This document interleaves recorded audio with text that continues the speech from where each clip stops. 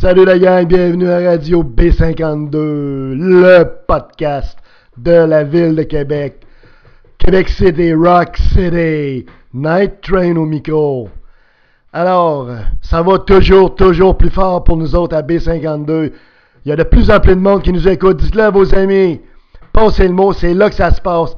L'event, le nouveau, le différent, c'est à Radio B52 que ça arrive. Pas dans la radio de mon oncle, pas dans la radio de grosses corporations complètement étouffées dans leur structure rigide.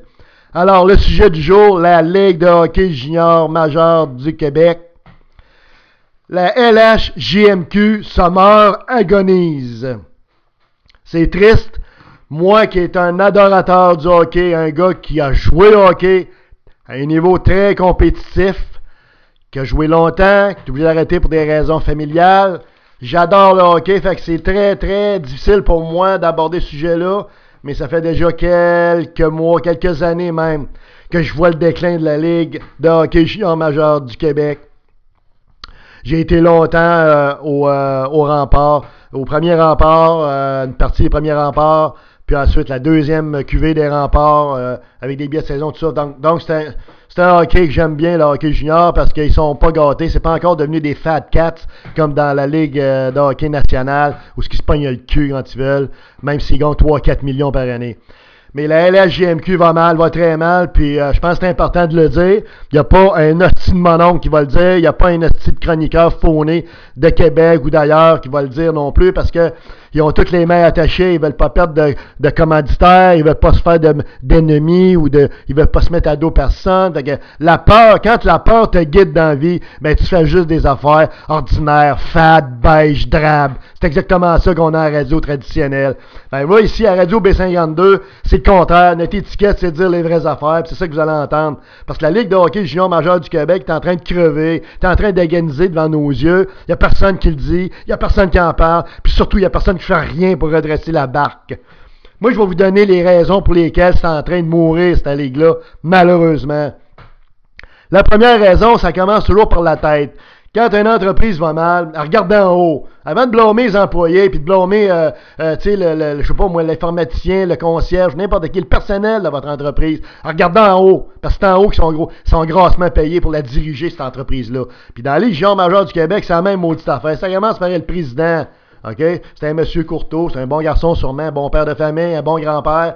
C'est un monsieur, je pense, de profession qui est, je crois, sous toute réserve, là, qui est vérificateur ou comptable. C'est pas un gars de hockey, mais c'est un gars qui a toujours été dans le hockey, qui a abouti là-dedans, il y a très longtemps, dans des circonstances que je ne peux pas vous dire, mais probablement nébouleuses et probablement plus par accointance. Quoi qu'il en soit, ce monsieur-là, ça doit faire 85 ans qu'il est à la tête de la Ligue. Je caricature, bien sûr, mais c'est pas pour dire que ça fait trop longtemps. Ça fait peut-être 20 ans, 30 ans, 35 ans, j'en sais rien, mais ça fait trop longtemps. Et sa ligue, ça va de nulle part, et il réagit pas. Alors, Hercule Poirot, là, tasse-toi mon oncle, t'as fait ton temps, t'as fait des belles choses, t'as fait des moins belles choses, mais à un moment donné, quand t'es usé à la corde, tu décrisses, tu te tasses de là, puis tu donnes la place à des gens qui ont des idées neuves, des gens plus jeunes peut-être, mais des gens surtout qui ont des idées neuves, puis qui vont relancer la ligue avec une nouvelle énergie, comprends-tu? Fait que ça commence par la tête. Comprends-tu? Il faudrait qu'Hercule Poirot prenne sa retraite d'un titre d'Atsar, et évidemment, ses sbires autour de lui. Parce que c'est des gens semblables à lui qui sont là, probablement des yes men. Quoi qu'il en soit, ça commence par la tête, OK? Fait que ça, c'est le premier mot. Il faut absolument qu'Hercule Poirot prenne sa retraite, puis commence à jouer au golf, puis joue, je sais pas moi, à pétanque, peu importe, là. S'occupe de sa famille et tout ça. Le monsieur a fait beaucoup, mais à un moment donné, il faut que tu réalises que time is up. Et c'est son cas. Deuxièmement, à la longue, le hockey de la Ligue junior majeure du Québec est devenu soft. Pinké. Rose, c'est du hockey de fillette. Ça se touche plus.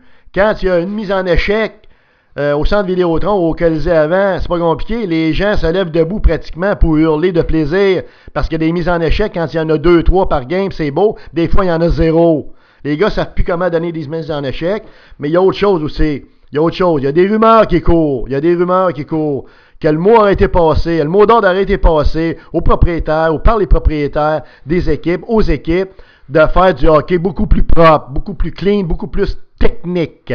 Donc, il faut comprendre que ça, une directive, une consigne formelle ou informelle comme ça, ben ça donne ce qu'on voit sur la glace. C'est du hockey où que personne se touche. C'est sûr que le hockey, c'est d'abord la rapidité, des buts, des belles passes et tout ça, mais c'est aussi la robustesse, c'est aussi de la rudesse, c'est aussi du hockey inspiré, du hockey de col bleu, du hockey d'ailier puis de joueurs qui vont dans les coins de patinoire, qui se saignent, comprends-tu, pour aller ramasser la rudelle, les coups d'un peu haut, comprends-tu, puis qui brassent un peu. Puis à Québec spécialement, c'est ce que les gens aiment comme hockey. Ben, il n'y en a plus, le hockey. Donc, deuxième raison, après Hercule, c'est le hockey de fillette, OK? Troisièmement, on vise la parité. Hein, la parité. Ça, c'est le mot d'ordre dans plein de ligues. La LGMQ fait pas exception. On va l'appeler la Q, hein, parce que c'est trop long à dire, là. Bon, la Q fait pas exception. La parité, on veut de la parité. Alors, qui parité, dit, on arrange ça pour avoir ce que j'appelle, moi, beaucoup plus, un nivellement par le bas. Comprenez-vous? Alors, un nivellement par le bas, ça fait que tout le monde est pas pire, pas mal tout dans la même palette là, de talent, là. Puis, faut pas qu'il y en ait un qui sorte trop du lot, là. Puis, tout le monde est heureux. Tout le monde est à peu près également moyen. Tu sais? C'est ça, la parité. Bon, ben, ça marche pas. Ça marche pas. Quand tu avais de l'action, c'est parce que tu avais 2-3 clubs qui étaient, comprends-tu, en haut de la mêlée, au-dessus de la pile, qui cognaient, qui frappaient, qui comptaient des buts, puis qui étaient vraiment extraordinaires à voir jouer. Il n'y en a plus bien de ça. C'est la parité maintenant. T'as fini là. Alors, une autre erreur. Par la suite, une autre affaire qui ne marche pas dans la ligue, c'est que là, on se fait dire par les coachs, par les DG, ben là, il va y avoir 2-3 années de misère, puis on va arriver à maturité à l'année 4. Bon. Ben ça marche pas, ça, les boys. Ça marche pas, là. C'est du hockey junior majeur. Pensez-vous que les gens aiment ça attendre 2 puis 3 ans avant d'avoir un club à maturité, à la 4e année, ou à la 3e année, exceptionnellement? Surtout qu'on ne sait pas si à la 3e ou à la 4e année, le club va être à maturité, c'est-à-dire un club champion qui va gagner, le championnat de la Ligue. Aucune assurance de ça. Ça se peut qu'il y ait 2-3 clubs à maturité en même temps. Auquel cas, vous allez peut-être être celui qui va passer en dessous de la couverte, qui ne gagnera pas le championnat, puis qui n'ira pas à Coupe Mémorial. Mais faire attendre les gens, même si le prix des billets n'est quand même pas si onéreux que ça, même très correct, faire attendre les gens, dire aux gens, ben là, il y a 2 ans, 3 ans de misère, parce que là, on se reconstruit. Hey, une minute, là, on n'est pas dans la Ligue nationale de hockey, là. On est dans une junior majeure. Se reconstruire. Comment, là? Non, ça marche pas, ça, là. Ça marche pas. OK? Il y a des règlements en toute objectivité. Il y a des règlements qui ont été passés par la gang à Hercule Poirot qui ont favorisé le nivellement par le bas puis les 3 années de misère pour une 4e année de maturité. Okay? Sans entrer dans les détails, on ne partira pas de la réglementation dans ce podcast-là. Je ne veux pas endormir personne. Mais contents-nous de dire que c'est une 4e raison, ça, c'est que l'affaire de 2-3 ans de misère, puis après ça, une année de maturité, puis après ça, le club se vide, puis on recommence, on reset le compteur, 3 autres années de misère. Ça veut dire que sur 8 ans, tu as 6 années de misère, puis 2 années où c'est un club pas pire. Hey, réveille, recule, là. Comment? Ça marche pas de même, là. Le monde n'est pas cave. C'est pour ça que tu es rendu avec 900 personnes à Bécomo, puis 800 personnes, des affaires de même. Le monde est écœuré de ça. Même chose pour la rudesse. Bon, ça, c'est la 4e. La 5e raison, c'est qu'on se fait voler par la Ligue nationale de hockey, évidemment, les talents exceptionnels à 18 ans. Ça fait longtemps que c'était passé cette affaire-là. Le jour où la Ligue nationale de hockey est arrivée avec ses gros sabots, puis a décidé avec de façon dictatoriale, de façon autoritaire, qu'elle viderait la LHJMQ, les Ligues juniors majeures du Canada, de ses meilleurs joueurs de 18 ans pour les embarquer, 18 ou 19 ans, les embarquer dans la Ligue nationale de hockey, ben, comprendrez qu'on a affaibli énormément le niveau de la Ligue. Parce que quand vous avez 2-3 têtes d'affiche, c'est le maximum. 2-3 talents exceptionnels. Puis vous les perdez à 18 ans. Imaginez-vous comment est-ce que vous perdez au guichet, comment est-ce que vous perdez en qualité de jeu dans la Ligue junior majeure du Québec. C'est énorme, là. Parce que le monde, évidemment, va se déplacer pour aller voir ces 2-3 talents exceptionnels-là. Alors, s'ils se retrouvent dans la Ligue nationale de hockey, bien évidemment, c'est toujours retour à la case départ. Il n'y en a jamais de ces gars-là. Là.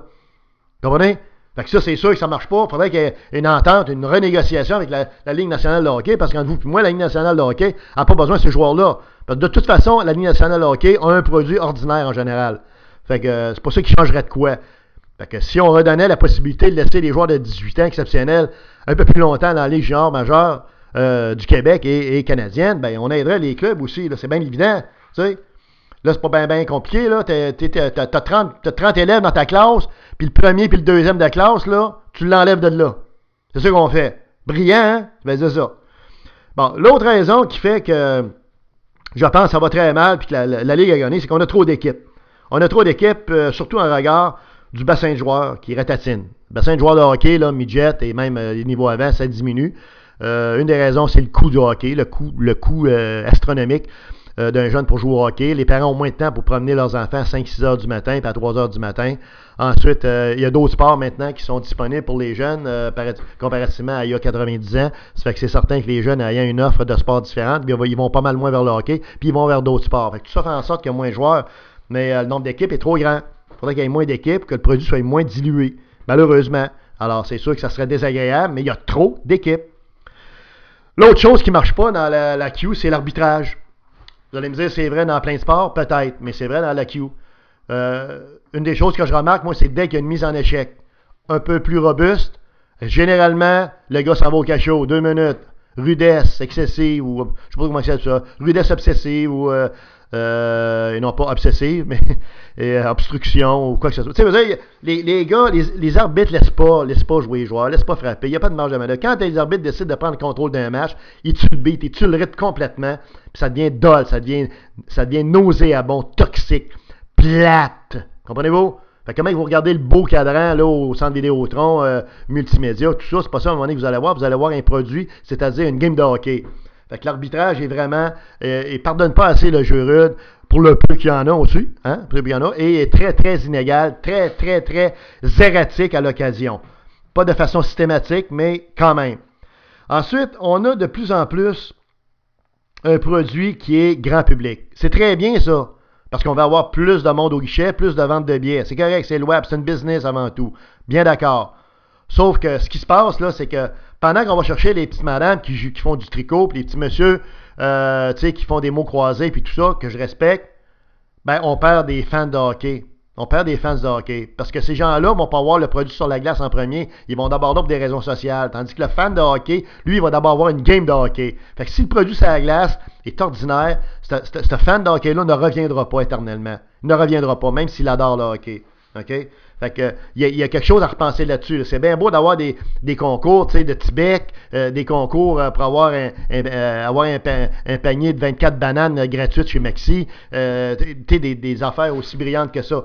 Mais je veux dire, c'est pas ça que le monde va voir. Les maniaques de hockey, ils vont pas voir des bananes, puis ils vont pas tricoter des pantoufles en Fantex, là. OK? Fait que là, wake up un peu, là. C'est bien beau d'être people, là, d'être grand public, mais il y a quelque chose là-dedans, là, tu sais, qui est un petit peu peut-être à rééquilibrer, tu sais. Et dernière des choses, on a du hockey maintenant au niveau des coachs, tout ça, on a des gens qui sont des techniciens. Des techniciens. Oui, oui, oui. Alors ça, c'est des gens qui ont des grandes connaissances techniques sur comment jouer au hockey, comment, je dirais, sortir la rondelle de la zone défensive, faire la première passe, comment faire un avantage numérique, comment placer un joueur dans une telle position, dans telle autre. Bref, c'est des techniciens, c'est des gens qui ont des tableaux, puis ils déplacent ça comme si c'était un jeu d'échecs. Alors, c'est bien d'avoir des techniciens, mais ce qu'il faudrait peut-être un peu plus, c'est d'émotion, puis de leadership, puis je dirais, de hargne, puis de désir de vaincre au niveau des coachs. Puis de voir ça sur la glace, ça serait le fun en même temps un peu plus. Parce que les joueurs aussi, malheureusement, ont un peu moins cette hargne-là, ce désir de vaincre-là.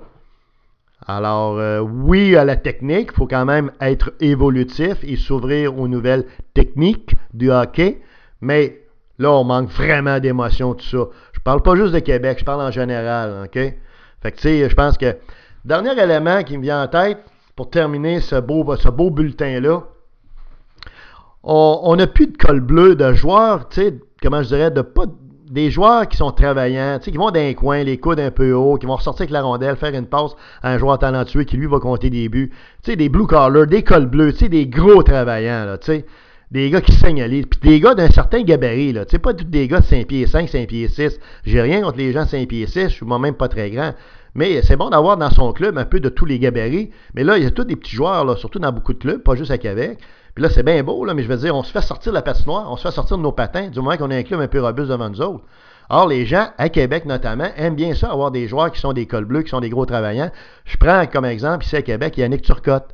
Puis je parle pas de bagarre, là, je parle de col bleu, tu sais, des alliés de 6 pieds 2, 6 pieds 3, 6 pieds 4, qui sont pas qui ont pas nécessairement le plus de patins, puis qui ont pas nécessairement les meilleures mains, mais qui sont des maudits gros travaillants, puis des gars, quand ils sont sur la glace, qui rassurent les autres qui sont plus petits autour d'eux autres. On en manque de ça, là. On en manque cruellement, là, parce qu'on est rendu avec des clubs avec des moyennes de 5 pieds 4, 5 pieds 5, là. Alors là, je vous ai donné l'ensemble des raisons, l'ensemble du bulletin, OK? Puis le bulletin de la Q, là, c'est un D-. Puis en bas de D-, là, savez-vous c'est quoi la lettre? C'est E, échec. Fait qu'il va falloir que quelqu'un se réveille. Il va falloir que quelqu'un se réveille. Parce que tout ce que je viens de vous dire là, ça vient pas d'un grand savant, d'un docteur en hockey qui a fait des doctorats à l'université, là. Ça vient de quelqu'un qui connaît la game, quelqu'un qui adore le hockey, quelqu'un qui aime la Ligue de hockey junior major du Québec. Si je fais une sortie comme ça, c'est parce qu'il faut qu'on redresse la barre, qu'on redresse la situation. Puis ça commence, comme je l'ai dit, par la tête, puis après ça, tous les éléments que je vous ai dit doivent être adressés un par un. C'est certain. Sans ça, c'est pas compliqué. C'est down the drain, on s'en va complètement dans la tombe, on creuse notre tombe, puis le produit va être de mal en pis, de plus en plus plate. Puis les gens, ils veulent un show sur la glace. Ils veulent un maudit bon show. Donnons-leur un show sur la glace, puis pourquoi pas en arrière du bain un peu. En arrière du bain, on veut pas des statues de sel stoïques, on veut pas des professeurs d'université cérébraux. On se comprend, là? C'est beau. Fait que c'est ça. Puis c'est pas les journalistes de sport, je le répète en terminant, qui vont vous dire tout ce que je viens de vous dire. Moi, je viens tout de vous ramasser. J'ai pas nommé personne parce que mon but est constructif. Mais c'est pas les journalistes de Québec, encore moins de Montréal. Tout ça, ça dort au gaz. Ça fait juste avoir cette petite chronique de Timonon qui a Bénin qui joue au golf. C'était Radio B52, Night Train au micro.